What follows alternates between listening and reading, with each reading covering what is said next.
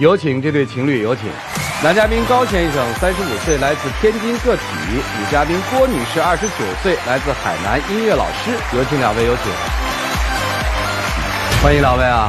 您是开小吃铺的？对，小吃店的。上过央视，做的特别好，是吧？还可以啊。您过去是做竖琴演奏的？对，音乐老师。哦，现在是音乐老师，谈了5年了，是吧？对对，在一起5年了。哎呀，这个搭配有点意思啊。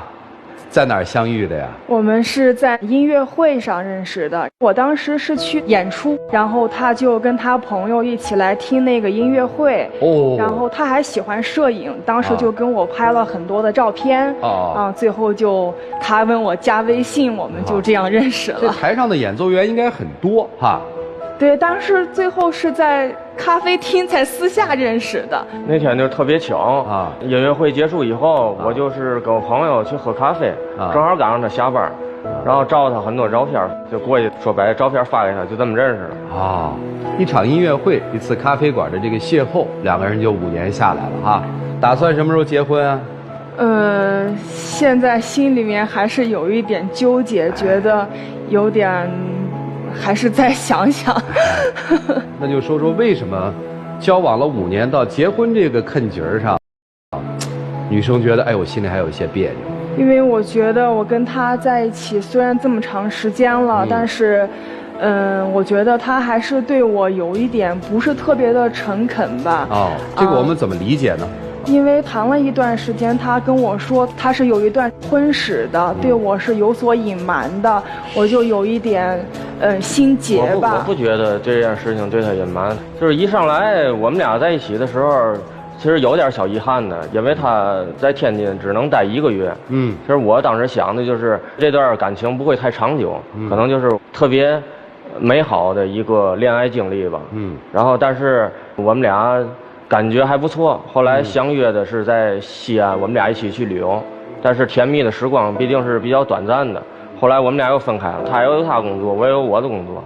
但是后来他给我特别大的一个惊喜，过了半个月吧，他把他工作都辞了，然后来天津找我。当时我是在长沙工作的，然后由于我来天津是有1个月的学术交流吧，跟他认识之后，觉得他挺好的，我们还去相约在西安玩了一圈。再之后就感情升温了嘛，我就把工作辞了，就来天津了。您是一个为了爱勇敢奔赴的一个女孩，那个时候你只是觉得说，可能这是一段不太长久的感情，但是我不希望把这段感情就错过了。我觉得这是一个特别美好的恋爱经历。所以在他来之前，他并不知道您曾经有过婚史。是我从我这本心，我没想就是隐瞒，就是这个事儿我没有必要就是逢人必说。我之前结过婚，然后但是他来了，我觉得他非常有诚意，然后也觉得对这个感情付出的也挺多的，所以说我选择第一时间就告诉他了。但是他这件事情就有一点耿耿于怀吧。每次吵架就得提一下。我有一个好奇啊，怎么就有那么大的冲动和动力说把工作辞了？确切的原因是因为就是我的个人工作的问题，他这个人对我真的是很照顾，就促使我更快的能够辞去这个工作。所以人家也很坦诚，说并不是完全为了爱情，还有一些其他因素，反正组合在一起，对，我就来了。是的。之前他没告诉我，他来了以后，我觉得这件事情是一个非常重要，必须得告诉他。好，然后就因为这个事儿，他就觉得挺不高兴的，很大的落差呀。忽然间跟我说这事儿，我就心里面特别大的心结，就很难受嘛。后来处得还不错，对吧？后来就还行。那在这个相处的这个过程当中，顺利吗？两个人？经过很多事儿，他不是开那个小吃店的，他跟我说去做个加盟，这样的话咱能更快的赚点钱。我觉得是咱先做好自己的，他偏不听我的，最后赔了很多钱嘛。那不我也想多赚点钱嘛，我们家的物质基础也比较差，我就想投资一个，最后你赔了那么几十万，你还是我帮你一起奋斗还这个贷款。其实这件事情我也比较感激他，我觉得这件事情他跟我风雨同舟，我觉得一个女人能跟着我一起去奋斗，就觉得这个就是我非娶不可的一个女人。但是你说这投资的话，就是有赔有赚，我也不想，就是我出发点。投资这事儿咱就不说了，反正是已经过去了嘛。最关键的是有没有觉得自己运气特别好？觉得运气特别好，能遇到一个宝藏女孩啊，宝藏女孩。那就说现在吧，咋了呢？因为我是南方女孩，我家是海南的，我爸妈就是说没有一个属于我们俩的婚房，这以后生活的保障都没有。说你们不行就晚几年，也不要再。我们家不也准备了吗？准备房子了。你爸你妈是准备房，你觉得那房能够用来结婚吗？那说出去我都里外不是人。怎么了？他爸妈说他们现在住的那套房子给我俩让出来，让我们俩住。那我就觉得给外人听上去是我非得要怎么样的，我特别的物质呀，要求的很苛刻呀。他想太多了。我父母那意思就是家里房就一套，就让我们俩住，然后他们俩出去租房住。但是我们俩商量这事儿就挺对不起二老的啊。对呀，那肯定不行啊。你家里还有其他的兄弟姊妹吗？亲戚比较多，然后我是独生子。就是因为这个婚房的事儿，他姐姐在从中各种搅和。什么姐姐啊？不是独生子吗？他那个表姐，我自己觉得我跟他一起奋斗可以去买这个房子，但是我家里面就不同意啊。这我就理解了，你家里希望有房再结婚。对。所以我再问一句，您不着急结婚对吧？对，我觉得可以再等几年。这等几年为什么还会提到房子呢？谁着急？你着急？我觉得我们俩也谈了这么多年了，应该到了一个结婚的年纪了啊。我觉得想有一个幸福美满的家。这我就明白了。女生说，其实我们就这样处着没问题。男方又觉得我们赶紧把她娶进门吧，所以父母就提出说我们搬出去。对，然后所以你觉得你里外不是人啊？这个心里是别扭，这是一个别扭。还有其他的别扭吗？然后再就是紧接着说这个，既然结婚了，就肯定要办婚礼嘛。是的。然后他们家人就觉得，因为他是二婚嘛，尤其是他姐姐，就说俩人就领个结婚证，然后走个形式就行了，不用说刻意的去办这个婚礼。我就很不愿意听下去。那我不也向着你说了吗？我姐说的不对，说我姐说的不对的，那你没有必要，我们家人你都不理了吧？你姐当时是怎么说的？你姐说啊，你们俩至于这么大办吗？都已经二婚了，随便啊一吃个饭就完事儿了，那是一吃饭就完事儿，那我是头婚呐。啊，我觉得我姐说的不对，当时我不也说她了吗？这个姐姐到底是个什么姐姐啊？在你们家说话有分量吗？是个表姐，当时我们家里头就是我们4口，因为这事儿有点小争吵啊，然后她正好在旁边了。我这个不黑一下啊，这姐姐不是你爸妈的代言人吧？不是，这个姐姐我听出来好像基本上你爸妈不愿意说的话，好像都姐姐在说吧？你爸妈对这事儿到底是什么意见？我爸妈对她也挺好的，她跟我爸妈关系也不错，就因为那件事儿以后，我爸妈觉得这事儿有点对不起她啊，觉得做的也不对。行，这听明白了啊。那么婚事由此卡在这儿之后，女生的状态有没有变化呀？我感觉她就不如从前了，平时就有一点小事她就跟我发脾气。我觉得之前不这样啊，比如上就前2天，我们俩一块儿吃拉面去，我自己倒个醋，然后把那醋皮就放我旁边，就因为这事儿，拉面馆20-30个人，他同20-30个人他数落我。主持人，我跟您说，男的我也要脸，完全不是说像他讲的那个醋那么简单的那个事情。他以前都是，把那个拉面端过来，然后给我倒上醋。那天是他把那个拉面端上来，然后倒完这个醋之后就放旁边了，就不管我了。然后我就说，你怎么光知道顾你自己，你怎么心里就没有我了呢？我就说这么一句，他还跟我急了。曾经的无微不至，现在变得好像有落差了。对，我就觉得你这个事儿，你就诚心的找茬儿，诚心跟我散的。这个怎么会诚心跟你散呢？啊，他就是找一些问题。之前他不这样，我们俩之前感情挺好的。就最近一段时间，因为这房子的事儿，还有我姐说完他这事儿，没事在生活当中他也找我茬儿，嫌我脏乱差。前段时间大半夜睡着觉都我轰出去了，我弄得我那莫名其妙的。我轰出去是有原因的，他睡觉打呼噜，吵得我睡不着。哪个男的睡觉不打呼噜？这个东西我也控制不了。他过去不打吗？他过去也打呼噜，那怎么现在就不行了呢？但是声音没有那么大。这怎么现在就不行了呢？最近工作压力太大了，我天天店里也挺忙的，睡着了可能因为太累了，就容易打呼噜声音大点了。你看他还给他开脱呢，到底怎么想啊？我就是觉得，我想让我自己休息得更好一点。我就觉得你因为这个事儿你就找茬了。之前咱俩在一块儿是不这样，这就听明白了。我能问几个其他的问题吗？啊，您说。第一段婚姻是为什么没有的？第一段婚姻因为那个跟女方的感情，不合，刚开始在一块儿的时候感情基础就差，那阵儿也是年少懵懂，觉得结完婚了可能会好一点。结婚多久离的婚？结婚2年吧，然后其中还分居1年。有孩子吗？有个女儿。孩子跟谁？跟他母亲。行，那对于这段感情你有什么期待呢？比如说我要马上结婚，还是说既然条件不到，我们再等等看？我觉得希望他能给我点时间吧。然后可能之前我也是比较着急，给他太大压力了。我觉得我还是有赚钱能力的，再奋斗个1-2年，咱凑点钱买套房还是可以的。女生不是说不着急结婚吗？对，我是心想再等等。我父母就是觉得，如果要是有房，如果能够稳定的话，还是可以考虑结婚的。爸妈就觉得我是远嫁到这边，怕我受苦。没有啊，就是现在其实完全可以维持现状嘛。维持现状，毕竟我的年龄也大了。所以你还是给他压力的嘛，实际还是有一个期限的嘛。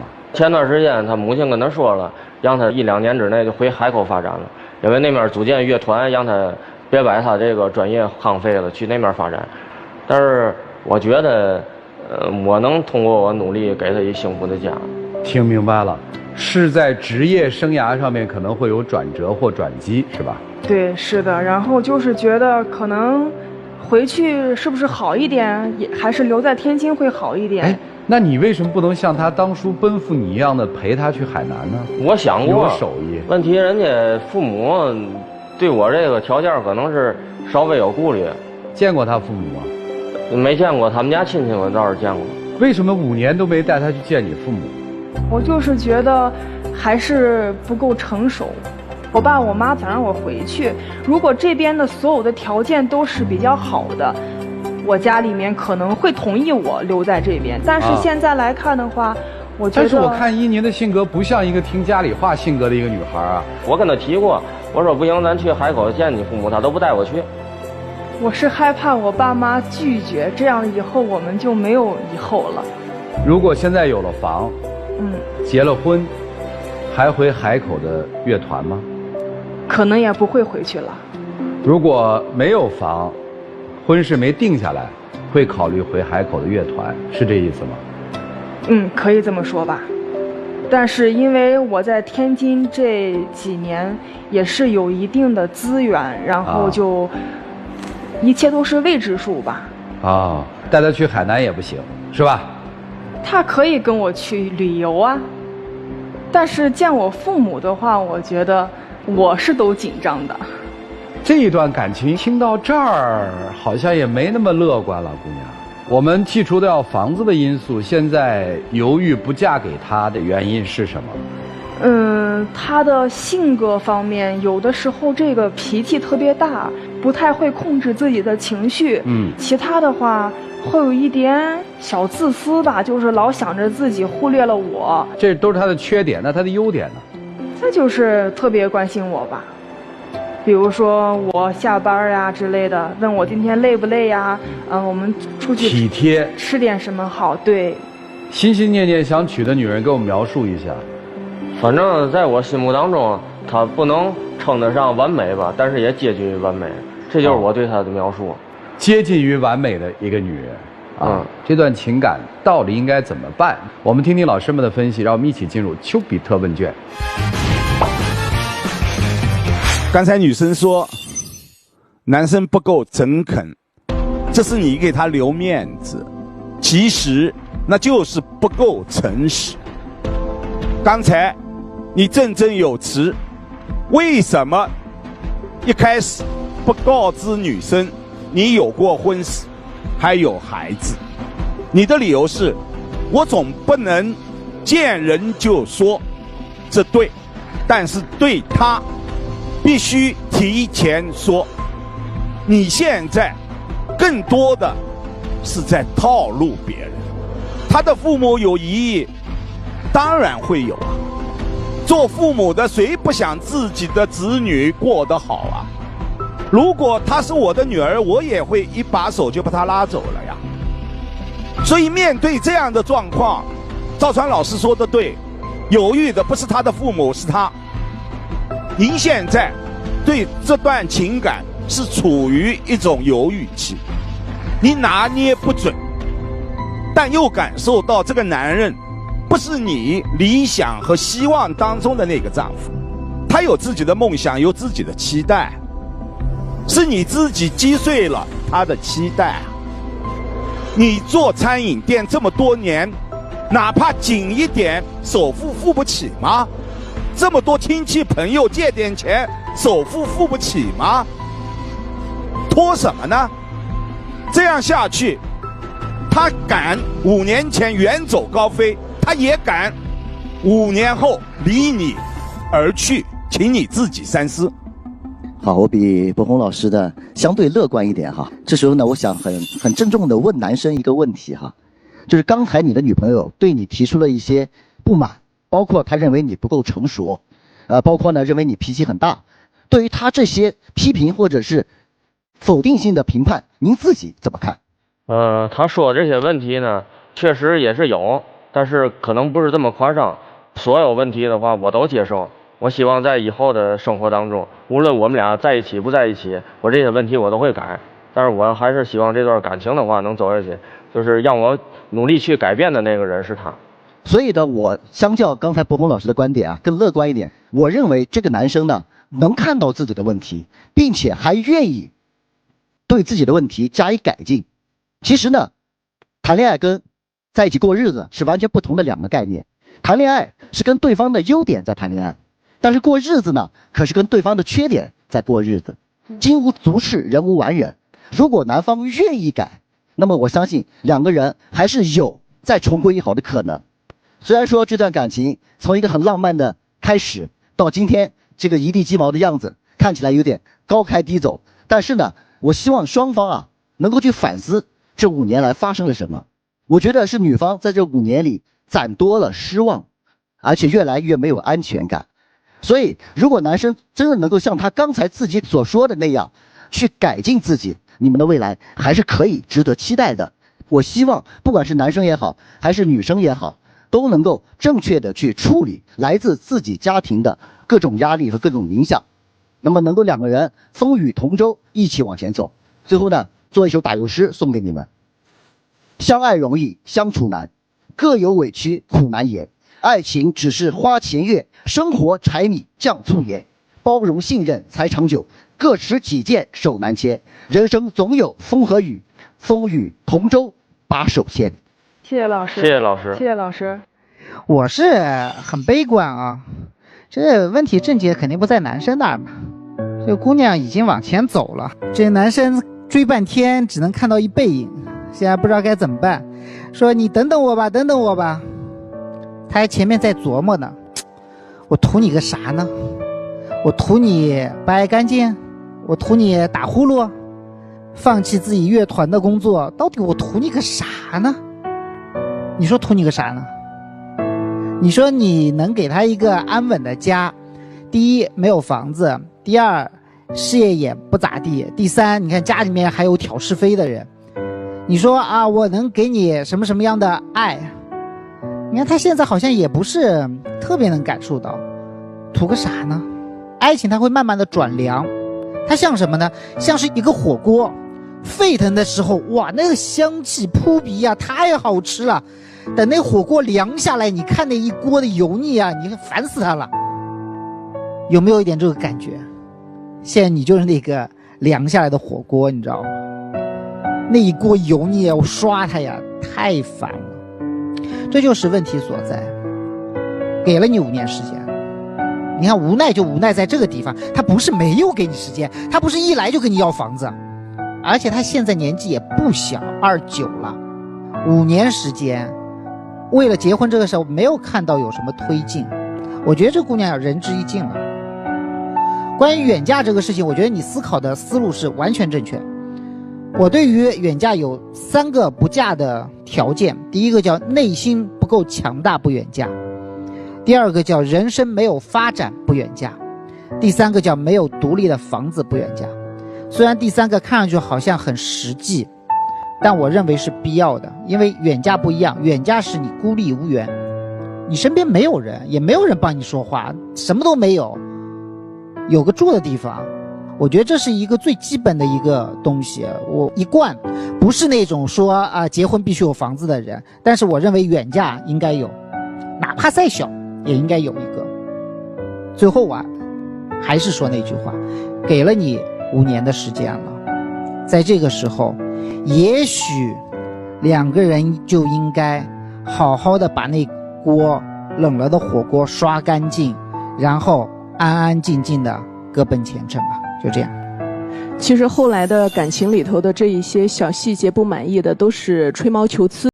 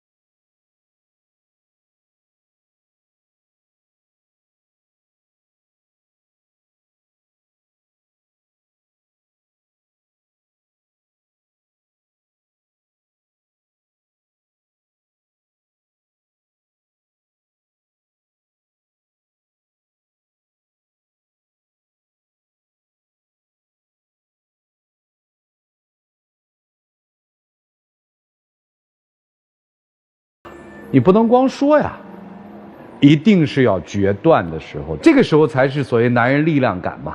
你的力量感在哪？一个如果是你真心爱的女人，你真心想把她留下来，你怎么可能留不住她？让我们一起进入真情60秒。我觉得咱俩经历了很多坎坷，然后我希望你能留在我身边。其实你也不要有什么太过于大的压力，我们俩这5年一路走来也是挺不容易的，包括老师们说的一些问题我也都知道，然后接下来我们就看吧。虽然我对你，希望你能做的就是更好一点。虽然我对你的感情可能三言两语的说不出来，但是我觉得你平时的生活当中能会体会得到。其实家庭的一些因素对我的压力也挺大的，然后我希望咱俩一起努力吧。我觉得我能给你一个幸福的家。好吧，我再想想吧。我发现你们俩啊，空话大师，你知道吗？就一句实话都没有。你就说实话，你说半年之内解决婚房，你们这样多好啊！其实您可能不知道，我们俩，我觉得就是每一天都跟爱如初见的那种感觉是一样的。每一天都爱如初见，就5年都没把她娶回家。您要那个时候爱如初见，根本不是投资了，是娶她回家了，好吗？急死了！你也是，你提明确要求，你知道吧？最难的就是这个，没有明确要求让人猜心，你知道吧？那我还想说2句。你说呀。我就希望，咱先成立一个小家吧，然后我接纳那个情感导师给咱说这些建议。我觉得咱俩想象当中特别美好的那个，离咱俩有点太远了。如果我要再这么坚持的话，你也再这么坚持的话，可能离婚姻的殿堂渐行渐远了。我觉得咱先组建一个很好的家庭，往前一点点，咱再奋斗吧。不是，就是先组建家庭，再买房，是这个意思？不是，他是先买个小房子，他们可能规划的房子以后再换。谢谢2位，请回。来，我们来预测一下吧。我依然不看好他们这段情感，女不出男出。我还是相信爱情的，我相信他们会双出的。我希望他们双出吧，但我觉得女生有不出的可能性啊。我相信现实，所以他们还是会双出，因为没有更好的选择。看看他们自己的选择是怎样的，请开门。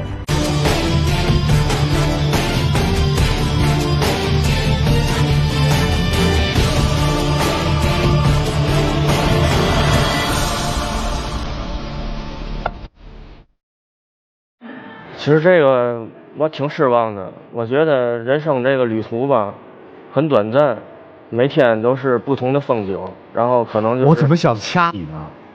我现在知道为什么这姑娘犹豫了，就是在你说出这句话的时候，我彻底明白了，你不配，你真的不配珍惜。这个时候还能冷静的下来，理智的下来，在这儿做演讲吗？说空话吗？我真的很是。